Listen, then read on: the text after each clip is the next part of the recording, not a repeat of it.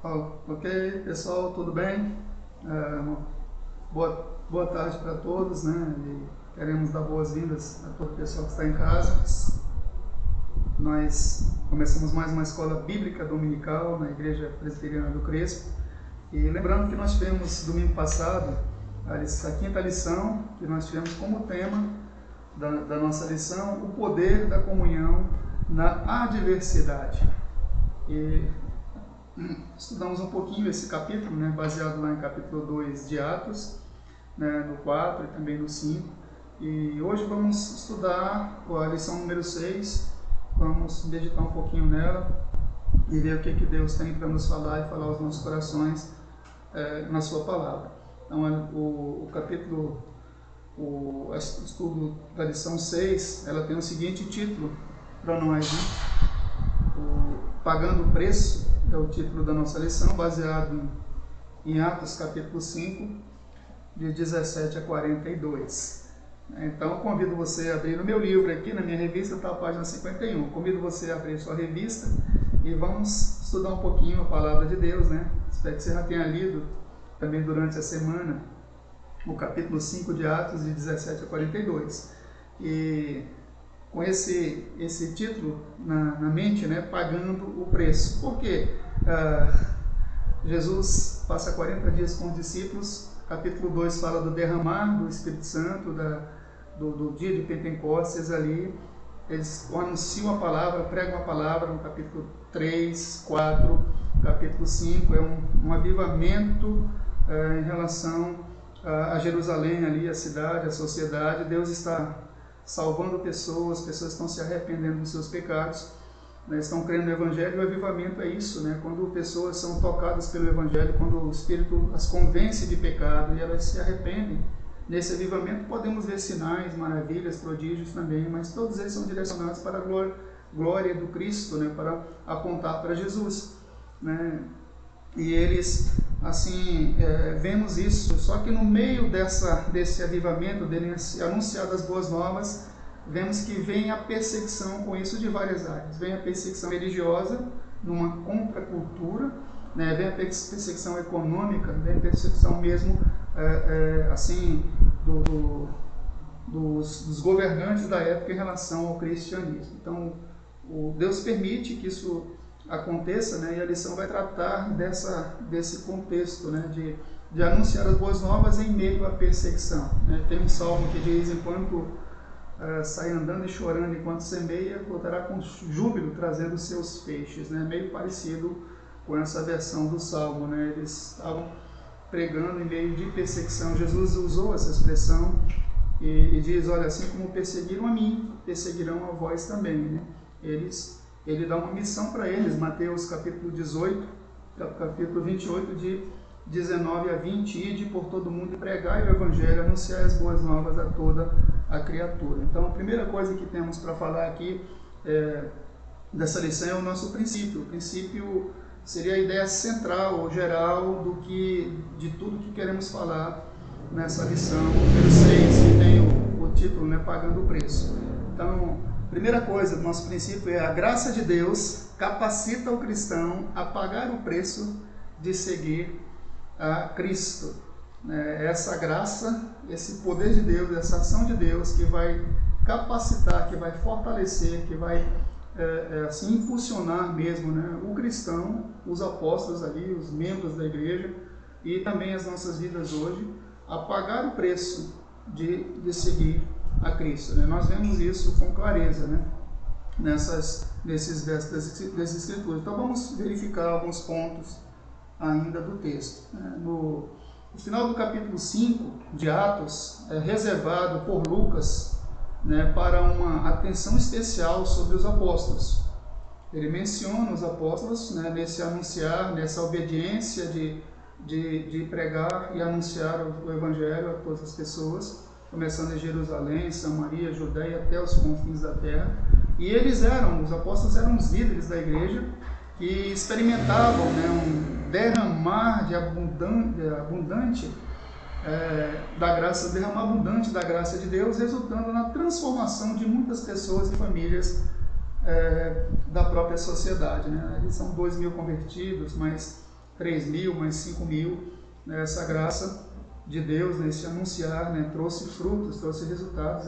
A igreja estava em franco avivamento, em franca expansão, né? Em meio a essa perseguição, né? E o que acontece ainda, né? O que o texto fala para nós, né? Que Deus, na sua sabedoria, né? Na sua sabedoria, soberania também, resolveu pôr à prova aqueles que tinham a responsabilidade de ser um modelo e de ser exemplo, né? Isso os apóstolos, os crentes primitivos ali, né? A maneira como os apóstolos iriam reagir àquela situação, né? Por um lado de avanço, de progresso, de ver pessoas ouvindo as boas novas, se arrependendo, mas houve perseguições, houve prisões, né? Houve mortes também, né? Por parte das autoridades, tanto religiosas como civis também.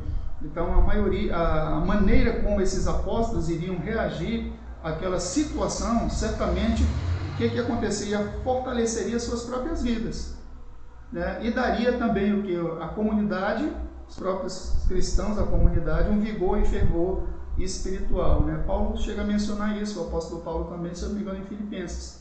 Ele diz que quando ele pregou e ele foi preso, né, e por conta dos irmãos verem isso, né, dessa ousadia dele pregando o Evangelho, eles pregavam também com mais desassombro, né, anunciando a palavra de Deus também, né? Paulo chega a mencionar um fato similar ou parecido com esse aqui dos apóstolos também. Isso ele fala em Filipenses. Bom, então não é difícil entender que aquele momento era extremamente delicado para os líderes de uma comunidade que começava a atrair a atenção de toda a sociedade, porque eles assumem viver na contracultura, o estilo de vida da sociedade nos seus dias.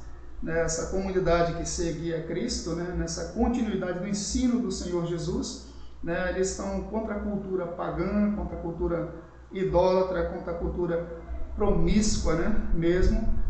Agora eles estão aí sendo perseguidos porque eles anunciam as boas novas, anunciam o Evangelho, né? O perdão, o arrependimento dos seus pecados, né? E a fé em Jesus.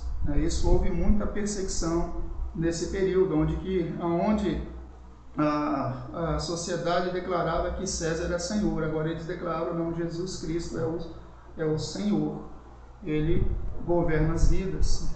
Então, imediatamente, as estruturas, por ser contra essa cultura, imediatamente essas estruturas, tanto religiosas, políticas, econômicas e culturais, uma vez desafiadas, se levantaram com muito furor para demonstrar quem tem o poder, ou pensavam ter o poder, né?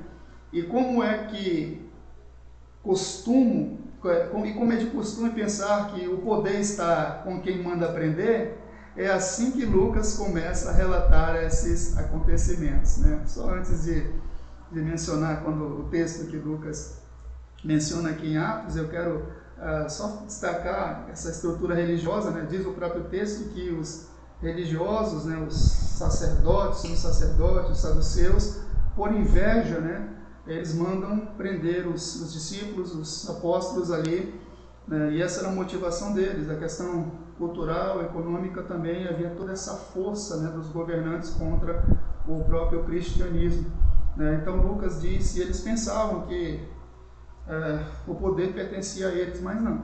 O poder é do Senhor Deus, né, do Cristo, né? Ele vai avançando com o Evangelho vai sendo proclamado, as boas novas vão sendo anunciadas, e Jerusalém vai ficando cheia da doutrina, do ensino, e o próprio Espírito de Deus vai convencendo pecadores do pecado, da justiça e do juízo, né, e trazendo aos seus pés, né? E aí você verifica isso. Então, mas Lucas menciona o seguinte, ele diz, olha, então levantando-se, porém, o sumo sacerdote e todos os que estavam com ele, isto é, a seita dos saduceus, tornaram-se olha o motivo, de inveja, e prenderam os apóstolos e os recolheram à prisão pública.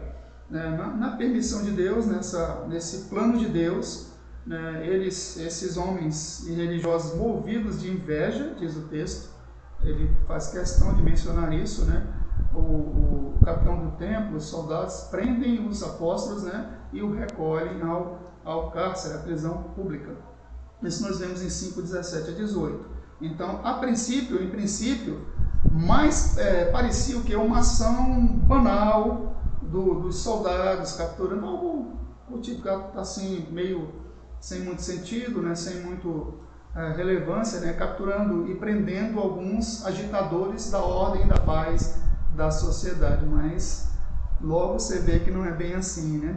Por quê?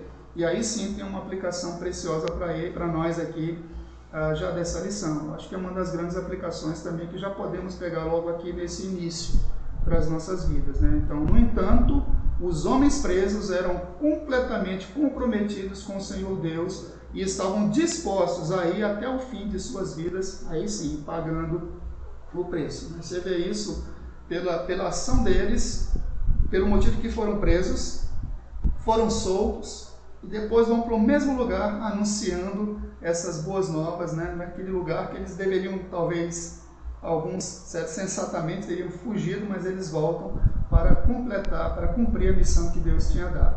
Então, no entanto, esses homens, né, presos, né, eram completamente, totalmente, né, comprometidos com o Senhor. Não eram com religião, com denominações, mas eram com o Senhor Deus e estavam dispostos a ir até o fim de suas vidas pagando esse preço, né, que eles sabiam. Jesus tinha dito para eles, né, eu acho que eu falei agora há pouco, né, como perseguiram a mim, perseguirão a vós outros, né, se ouviram a mim, ouvirão também a vossa palavra, né. Então o texto vai dizendo como que da loucura, né, de depender de Jesus, né. E nos nossos dias também nos defrontamos com isso, né, dessa, entre aspas, né, dessa aqui, como que loucura de depender de Jesus, né. Diz que Paulo fala nas escrituras, acho que Romanos, né, se eu não me engano, ele fala que Deus salva como que pela loucura da pregação, né, e a fraqueza de Deus é mais forte do que os homens, né. Ele usa também essas expressões. Mas avançando aqui sobre o texto, nessa compreensão, os apóstolos haviam sido recolhidos à prisão pública e deixados fechados com toda a segurança. Não havia como escapar. As autoridades estavam completamente certas que ninguém iria fugir, né? Na mente deles, na cabeça deles, né? No entendimento deles, até na realidade mesmo, né? Estavam bem trancados, fechadas as portas, escoltas na porta e pronto, estavam resolvidos. No outro dia eles iam julgar esses apóstolos. Eles estavam assim, quanto a isso, né? Essas autoridades estavam assim tranquilas e descansadas. Amanhã a gente vai punir esses homens, condenar. Não sei bem qual era a ideia do Sinédrio, né? Mas o que ocorre aí? Olha só, o texto diz o seguinte para nós, capítulo 5, de 19 a 20, diz aqui o texto bíblico: mas de noite um anjo do Senhor abriu as portas do cárcere e, conduzindo-os para fora, lhes disse. E o que o anjo diz? Né? Olha só as palavras que o anjo diz. Ele não diz: agora vão para a casa de vocês, fujam o mais longe possível de Jerusalém. Não, o anjo diz o seguinte para eles, que diz que é um recado de Deus. Esse anjo é mandado de Deus. Deus manda que ele diga isso, né? Ele diz: ide e apresentai-vos no templo e dizei ao povo todas as palavras dessa vida. Olha só, né? Deus manda novamente, Deus deu uma missão para eles. 28 de Mateus: ide por todo mundo, pregar o evangelho a toda criatura. Deu essa missão para eles, né? E eles estão pregando, foram presos exatamente por isso. Deus manda voltar para lá para continuar a missão. E dizem o que a todo o povo as palavras desta vida. Anunciem o Cristo, anunciem o perdão dos pecados, anunciem o evangelho para eles, né? Então Deus manda novamente eles para o olho do furacão. É essa que é a ideia que o texto passa para nós, né? Isso eu penso que fala muito conosco também, né? Agora, numa ação milagrosa de Deus, né, aconteceu aquilo que parecia impossível de se realizar sem que os apóstolos tivessem tido qualquer participação. E é muito interessante, né? Pelo contrário, eles estavam completamente indefesos e sem saída, né? Somente o milagre poderia livrá-los, né? E é bem interessante aqui, né, que isso assim identifica muito com as nossas vidas nos dias de hoje, né? Muitas situações que passamos, né, que já passamos e que estamos passando agora, né? Quando passamos, tivemos aprendizado, tivemos experiências com isso, mas situações que passamos agora novamente, de dificuldades, de lutas, em meio a pandemias, doenças, desemprego, tantas coisas, né? Então, assim, você verifica aqui que os apóstolos não tiveram, assim, qualquer participação disso, né? Foi o próprio Deus, foi um ato de Deus. O texto nem menciona que eles oraram, deveriam ter orado, possivelmente, né? Mas o texto diz aqui que foi uma ação do próprio Deus e eles estavam com as mãos atadas, indefesos, né? Sem saída, e somente essa ação de Deus, né? Para, assim, capacitá-los a anunciar e cumprir a missão que Deus tinha dado para eles, né? E hoje não é diferente. Deus fez e faz isso conosco, se assim for de sua vontade e seus propósitos também. Então, quando as autoridades foram informadas que os prisioneiros haviam escapado, ficaram sem saber o que dizer, né? Foram lá os soldados, verificaram tudo fechadinho, trancado, mas não tinha ninguém no cárcere. Até que alguns alguém anuncia o inesperado. O que é que eles dizem? Eis, aí diz o texto, eis que os homens que recolhestes no cárcere estão no templo ensinando o povo. Olha só, em vez deles darem no pé, né, perna para que te quero, vamos embora daqui, é mais prudente irmos embora, né, salvar as próprias vidas, eles em obediência, né, comprometidos com o Senhor, com o Evangelho, com a sua palavra, né, com a palavra que o anjo traz ali do próprio Deus, né, eles voltam, Deus manda eles voltarem exatamente para cumprir a missão de anunciar as boas novas do seu Cristo, né? No cárcere, diz, no templo, ensinando o povo. Eles vão já falei, né, para o olho do furacão lá, onde foram exatamente por esse motivo que eles foram encarcerados ou presos também, né? Eu acho que isso fala muito conosco, né? Períodos difíceis, né? Em vez de nos ocultarmos, né? Podemos assim anunciar o Senhor, né? Eu digo em meio à perseguição e outras coisas que vêm sobre as nossas vidas também. Parece que a grande chance que os apóstolos tiveram de desaparecer de Jerusalém e nunca mais se ouvir falar deles estava sendo desprezadas, né? Essa que é a verdade, né? Então, assim, se fosse usar uma lógica humana, né? Aparentemente, então, faltou prudência, né? Não, mas o que se fosse colocar como prudência, faltou prudência, mas sobrou obediência, né? Sobrou confiança em Deus, né? Sobrou mesmo assim comprometimento com o chamado e a palavra de Deus, né? Assim, e Deus fala para eles realmente o que Ele queria em relação a completar a missão, anunciar as palavras desta vida, as boas novas de salvação. Em vez de desaparecerem, eles vão para o templo fazer exatamente aquilo que tinham sido proibidos de fazer, ensinar o nome de Jesus, né? E isso fala conosco com toda certeza também, né? Cada um de nós, né? Paulo diz que devemos anunciar a tempo e fora de tempo Cristo, né? O desafio é esse, a tempo e fora de tempo, né? Ou seja, não a todo momento que surgir circunstâncias para nós. Então isso só é possível porque eles aprenderam a depender de Jesus. E só vai ser possível para nós quando nós também aprendermos, né? Estamos em franco aperfeiçoamento por Deus, né? Paulo menciona isso em Filipenses, né? O Deus que começou uma boa obra, Ele vai completar até a vinda de Jesus nas nossas vidas, até o dia de Cristo, né? Estamos em aperfeiçoamento, em aprendizado com o Senhor, estamos matriculados também, né? Os discípulos passaram 3 anos e o resto da vida aprendendo, e nós também estamos no mesmo caminho. Ainda que pareça loucura, estava gravado no coração deles o que Jesus disse. E Jesus disse para ele, disse para nós também. João 15, verso 5, né? Jesus disse, sem mim nada podeis fazer, né? Então, o poder, a ação de Deus, né? Capacitando, como diz o nosso princípio, né? A eles obedecerem, né? Pagarem um preço mesmo de cumprir a missão que Jesus deu para ele. E eu quero finalizar com essa expressão aqui, essa é só a primeira parte dessa lição. Falo para vocês que leiam Atos 5, 17 a 42, e a segunda parte vai ser o domingo que vem. Então, o exemplo dos apóstolos deve ter enchido o coração da igreja de alegria e ânimo. Se depender de Jesus é loucura, então queremos ser loucos, né? Diz Jesus, que eu já citei, né? Paulo cita em uma das suas cartas, né?